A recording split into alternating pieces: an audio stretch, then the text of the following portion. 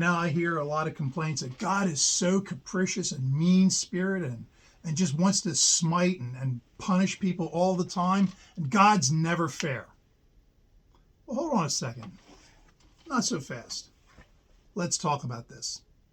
I am Methodist Dave. I'm a professional theologian and Bible teacher, and we are still following the adventures of the patriarch Abraham. And Abraham has had a visitor by these three angelic beings, and one of them, which seems to indicate is God visiting him, says, I've come to see what's going on about this city of Sodom and Gomorrah and these cities of the plains. I've heard about their wickedness, and I want to see for myself, and I'm going to deal with this.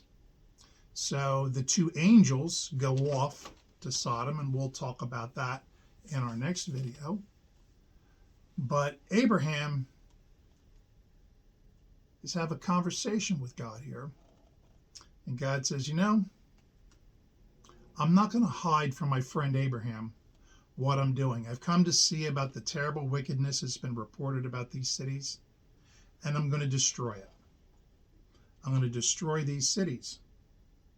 Now, Abraham has a nephew named Lot living in this community, and he's worried for his nephew. So Abraham asks a question. You're going to destroy the wicked. I know you're going to destroy the wicked, and there's no problem with that, but are you going to destroy good people too? He asked this question, and this is really a profound statement.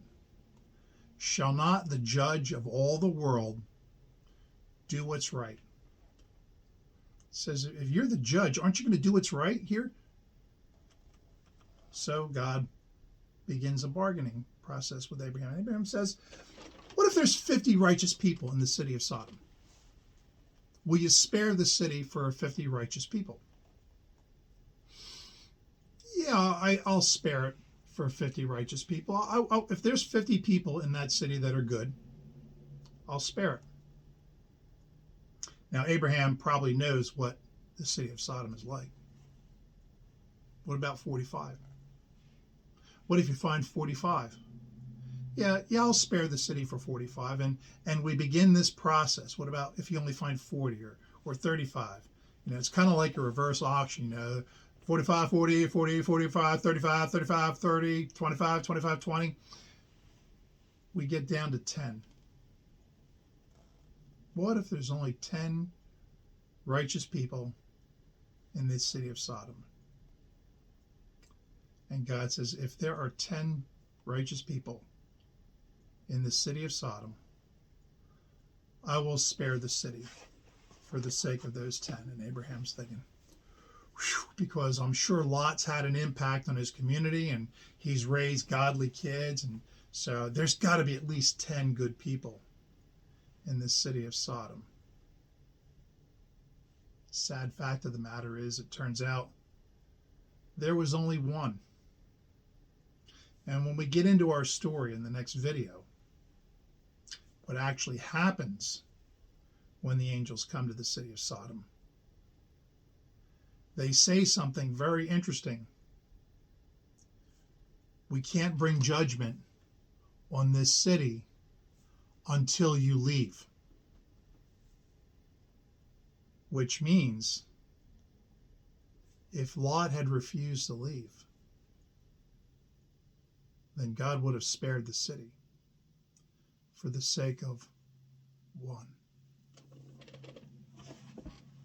Is that a mean-spirited God? You might argue, well, he's destroying everybody else.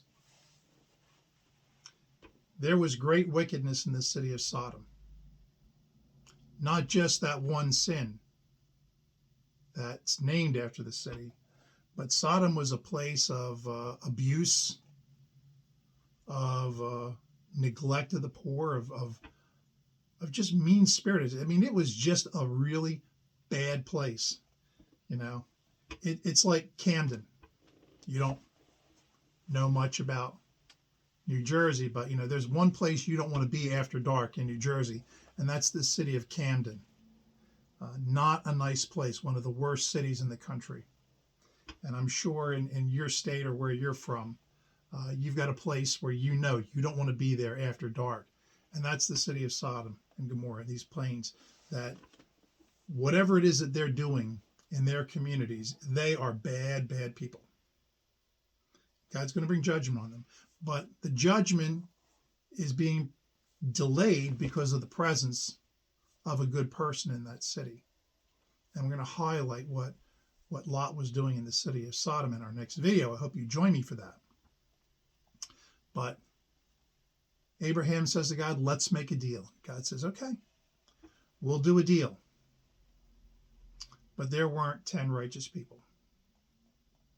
God extended mercy to this group, this community, and they had their chance and blew it. And that's how life is here, that a lot of places are blessed because God's people are there.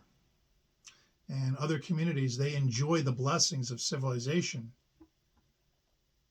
because of the presence of God's people. One of the great, in the development of the American West, one of the things that tamed the West was the arrival of schools, women, and churches. Once these things came into a community, they became a lot more civilized. They were a lot less rowdy and raring. And when I say women, it's middle-class women, God-fearing women, not ladies of the trade, but families. That has a very taming effect on society. And where there's a family, and where there's a whole family, you will find a community thriving. But if you look at communities that are in chaos, that are wrecked with poverty and abuse and violence and crime, you find families missing. It's the families and the good people that make a community better and save society from itself, from degenerating into chaos. So I wish you, wherever you are, whatever you're doing, a good day. I am hopefully a week away from maybe getting my sight back, but I'll let you know in the next video. Until then, be good to one another.